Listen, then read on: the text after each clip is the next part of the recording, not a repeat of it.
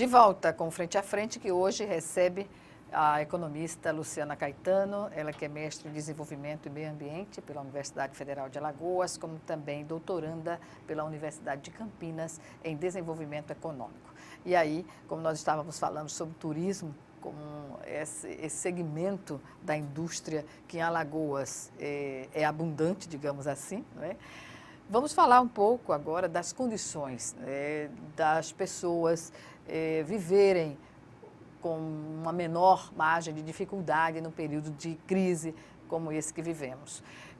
É possível fazer planejamento em qualquer condição salarial, professora, para não sentir tanto os efeitos dessa crise? Não, com certeza. E o planejamento ele é importante, independente do tamanho da sua renda, até para você executar bem essa renda, para você conseguir ter uma melhor relação de custo-benefício com relação ao que como você vai alocar essa renda. Então, o grande desafio é exatamente você fazer os ajustes que implica muitas vezes em você fazer alguns cortes, né? E às vezes você não quer mudar o padrão de consumo. Então, existem realidades distintas. Pessoas que tiveram uma defasagem salarial, que, portanto, precisam cortar gasto. Pessoas que perderam uma das fontes de renda, que vai impor também a ela o mesmo sacrifício, talvez um pouco maior. E existem pessoas que, mesmo não tendo tido uma perda tão grande, a renda já é por si só muito baixa, o que impõe a ela um constante monitoramento dessa renda, porque ela já vive no limite, você já tem tudo muito, quase 100% da sua renda já é planejada no sentido de dar conta daquelas despesas que são previstas mês a mês.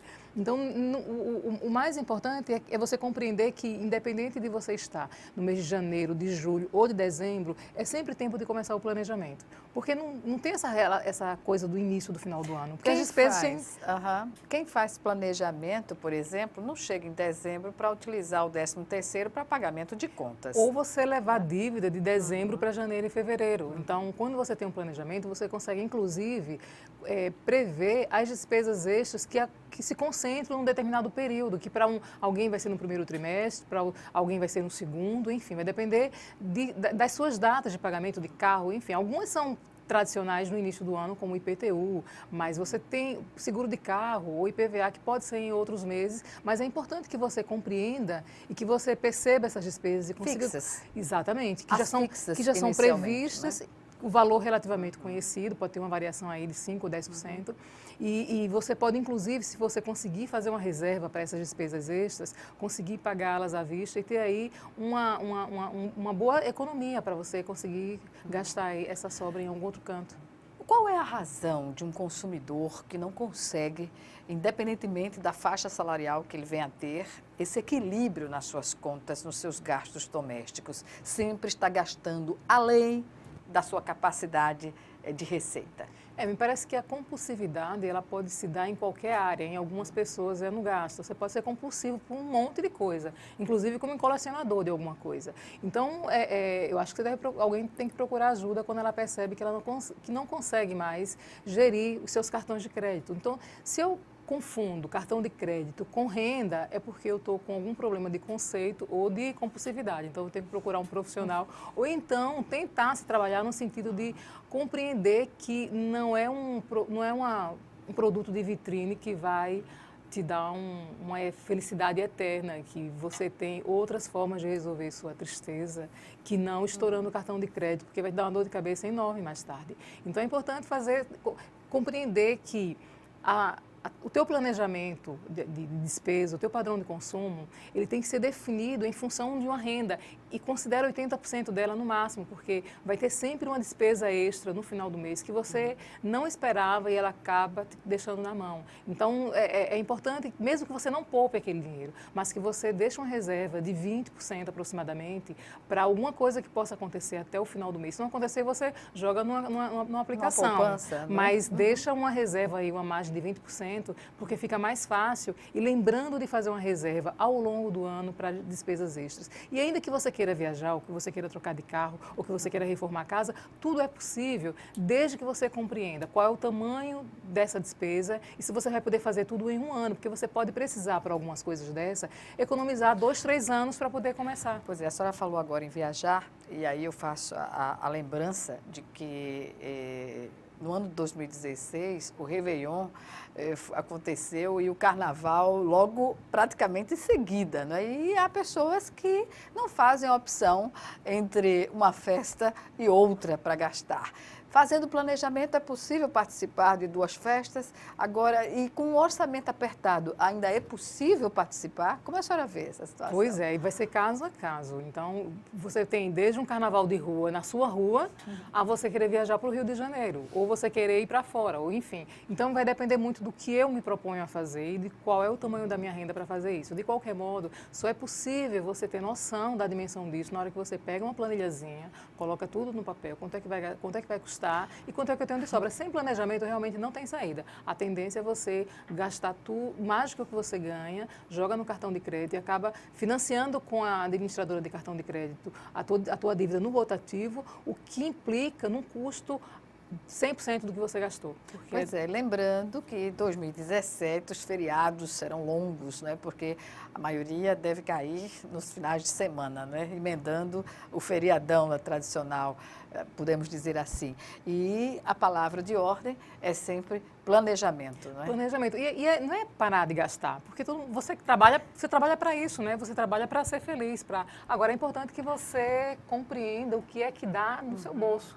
Porque quando você não consegue compreender, estabelecer uma relação entre o teu padrão de consumo e a tua renda, você vai ter que administrar um problema mais tarde. Talvez ir para o divã para poder trabalhar. Problema de juros, né? Juros altíssimos. Juros que desorganiza completamente o orçamento. E aí você acaba comprometendo a renda de outros membros da família ou então caindo como refém de um banco ou de uma administradora de cartão de crédito.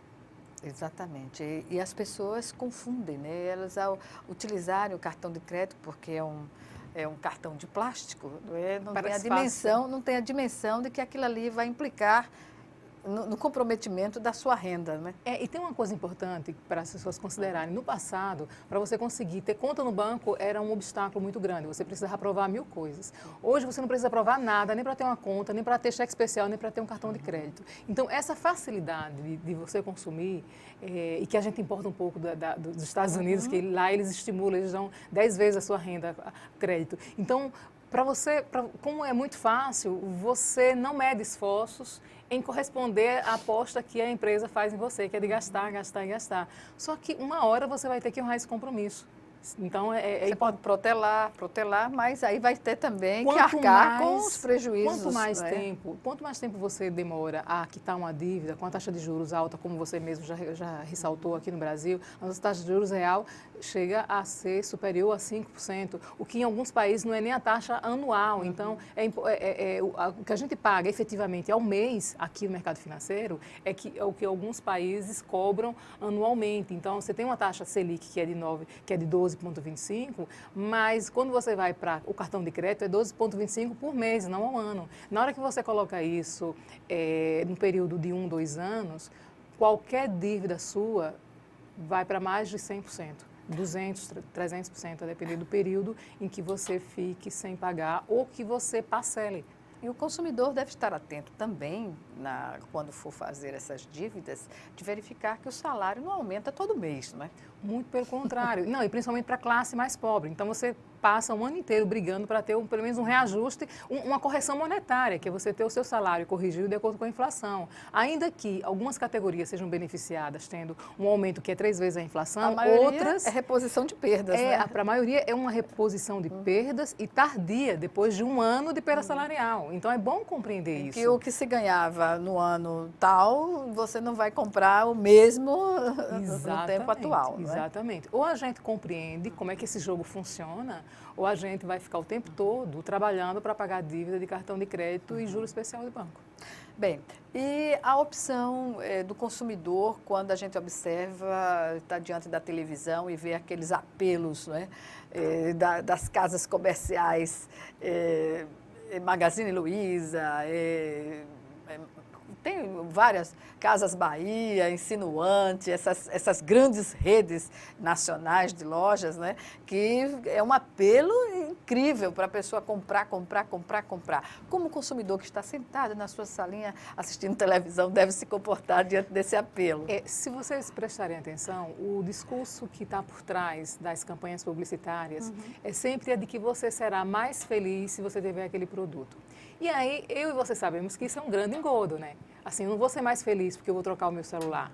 Eu não vou ser mais feliz porque eu troquei de carro. Eu posso ficar feliz por alguns segundos, por alguns minutos, momentaneamente. mas depois vai ser um carro como qualquer outro, que vai me deslocar de um lugar para outro. Então, é importante considerar que as campanhas publicitárias, elas são elaboradas para seduzir o consumidor e no sentido de fazê-lo acreditar que ele será tão mais importante, tão mais feliz, tão mais bonito, tão mais tudo, tão mais genial, se ele tiver aquele produto com ele. Mas que isso não passa de uma campanha publicitária. Então, é importante que você tenha um filtrozinho crítico de compreender o real, né? Outra coisa, pensar no básico. Eu estou realmente precisando comprar isso? Exatamente. A pensar duas vezes. A pergunta é essa, eu estou precisando disso? Porque o precisar é o que vai te dar a resposta correta, se eu devo ir ou não. E muitas vezes até fazer pesquisa antes sobre aquilo que você, o objeto que você, do seu desejo, que você queira comprar, porque a promoção pode ser enganosa, né? Ou então você compreender que você compra, às vezes, produtos mais caros que vão ser subutilizados, porque você não precisa de tudo que ele te dá. Então, às vezes, um modelo mais simples, ele cabe melhor para o teu perfil e no seu bolso. Exatamente. Sobretudo no bolso. Exatamente. Então, quantas pessoas não compram produtos que é de última geração e porque ela achou que a campanha publicitária te convence que se você não tiver aquele produto, você não vai ser um profissional bem-sucedido, não vai ser uma pessoa feliz. Aí você acaba utilizando 10% do que aquele produto te compra oferece. uma dor de cabeça, né? Porque vai ter dificuldade de honrar pagamentos, né? Exatamente. E a questão de prioridades, né? Você, por exemplo, você ganha um salário mínimo, mas você se propõe a dar 2.500 no celular. Então, me parece quase... É uma coisa absurda, mas a gente observa muito isso. Eu tenho muita dificuldade de compreender a importância que se dá a isso. Quando, na verdade, você só utiliza... É como se fosse um status ter o celular de última geração, né? Quando, na verdade, você só utiliza para o básico. Então, assim, algumas coisas que aquele aparelho te dá, você nem usa na maioria das vezes. Então, é bom se perguntar se realmente eu preciso daquilo ou se eu consigo passar mais tempo com aquilo que eu tenho, porque não vai fazer diferença nenhuma na prática. No dia a dia. Exatamente. Professora, é sempre um prazer tê-la aqui no Frente a Frente com a sua experiência na economia popular, na economia do país, de Alagoas, enfim. Eu agradeço mais uma vez a sua participação e até uma próxima oportunidade. Eu que agradeço, é sempre um prazer estar aqui de volta com você e é muito bom conversar com o seu telespectador, dialogar com o telespectador. Obrigada. Obrigada a você também que nos assiste. Agora você disponibiliza também para assistir o nosso programa através do YouTube. É só acessar Frente a Frente, TV Assembleia, AL, Frente a Frente, e você acompanhará as nossas entrevistas. Obrigada e até o nosso próximo encontro aqui, Frente a Frente.